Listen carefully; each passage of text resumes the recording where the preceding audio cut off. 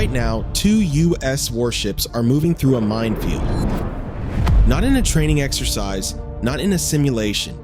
In the Strait of Hormuz, 21 miles wide at its narrowest point. One of the most heavily watched, most militarized, most strategically vital waterways on this planet. And somewhere beneath that surface, there are mines. Nearly a fifth of the world's oil flows through this narrow stretch of water every single day. That means energy for Europe, fuel for Asia, heating in winter, shipping in summer, all of it dependent on this one geographic bottleneck staying open. And right now, it might not be. The United States Navy has confirmed operations to locate and neutralize naval mines in the area. The 2 ships tasked with coordinating this mission are the USS Michael Murphy and the USS Frank E. Peterson Jr., both Arleigh Burke-class destroyers, some of the most powerful surface combat vessels ever built.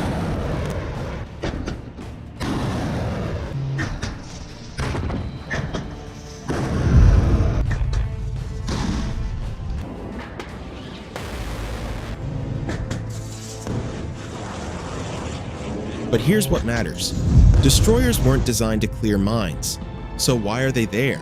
And what happens if they get it wrong? Let's talk about what these ships actually are. An Arleigh Burke destroyer runs 510 feet long. It displaces nearly 9,000 tons of water. It carries Tomahawk cruise missiles, SM-2 and SM-6 interceptors, an Aegis radar system that can track hundreds of targets simultaneously, and a crew of roughly 280 people. These are warships built for high-intensity combat. Air defense, anti-submarine warfare, strike operations. They are not minesweepers. They cannot sweep a channel themselves. Their role here is something else entirely: protection, command, and control. They are the shield that lets the real mine hunters do their work. Because in a minefield, the ship that clears the threat is also the most exposed to it. Someone has to cover them. That's what a destroyer does.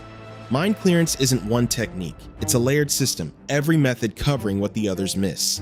And every single one carries risk. The most controlled method is direct neutralization. A small remotely operated vehicle descends to the seabed. Cameras on, moving slowly. It locates the mine, places a shaped explosive charge beside it, backs away, and detonates. Precise, methodical, but agonizingly slow. And while that drone works, the ship coordinating it is sitting still in hostile water.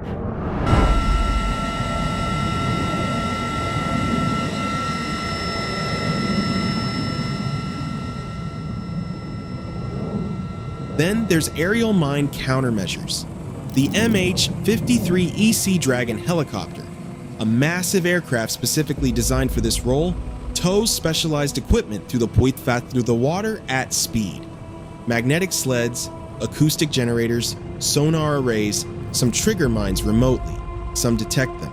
A helicopter can cover miles of ocean faster than any surface vessel. But sea conditions matter, and modern mines can be programmed to ignore standard signatures. To wait.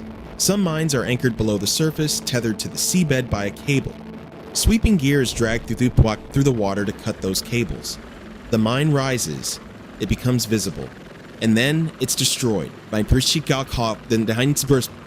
gun, naval cannon, or controlled charge. It's a method that's decades old. It still works.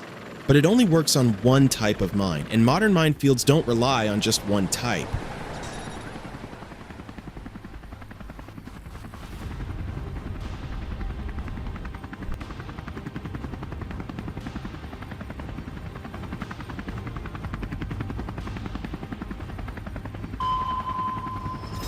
The most unsettling category, influence mines.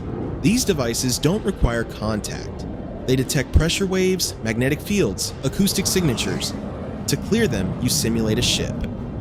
Broadcast the sounds and signals of a vessel passing overhead, and hope the mine takes the bait. It's efficient for clearing large areas, but some mines are built to wait through the first trigger. To count. To be selective, you detonate the decoy and the mine does nothing. And now, you don't know where it is, or whether it's still there. Unmanned underwater vehicles handle the reconnaissance.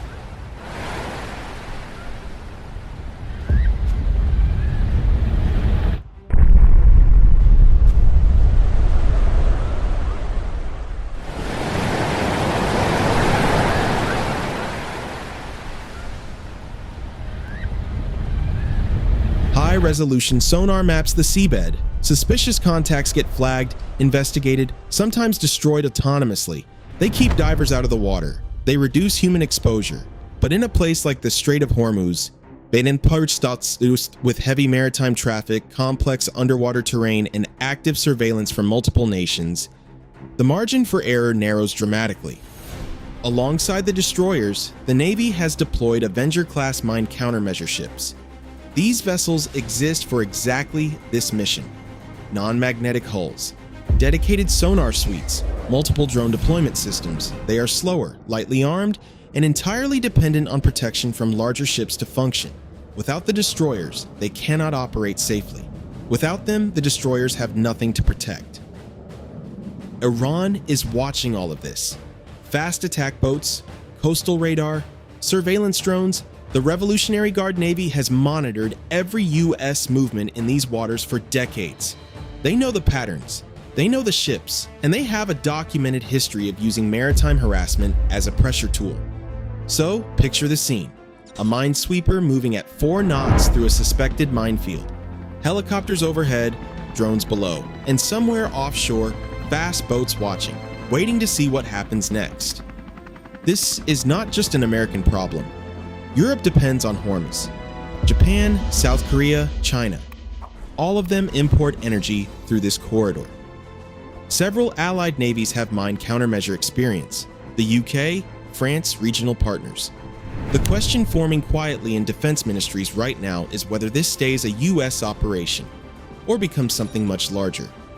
Here's the scenario that ends careers, that triggers emergency sessions, that moves markets overnight. A naval mine detonating beneath the ship doesn't just blow a hole in the hull. It creates a massive gas bubble that rises and collapses in milliseconds, lifting the entire vessel, then dropping it. The stress can bend the keel, fracture the structure, flood multiple compartments simultaneously. An Arleigh Burke destroyer is built to survive damage. Reinforced hull, compartmentalization, advanced firefighting, highly trained damage control crews, but survive doesn't mean walk away. A serious mine strike could disable propulsion, cause uncontrolled flooding, ignite fires below deck, force evacuation in waters controlled by a hostile navy. In the worst case, it sinks. With 280 people aboard, these ships are operating right now in waters where that is not a hypothetical. It is a present, active threat. And yet they're there, moving slowly, methodically, doing what has to be done. Because the alternative is a closed strait, a global energy shock, and a signal to every adversary watching that the US Navy blinks. The world runs on that water. And right now, 2 ships and their crews are the reason it's still moving. One mine, one mistake. The strait closes and the world feels it by morning.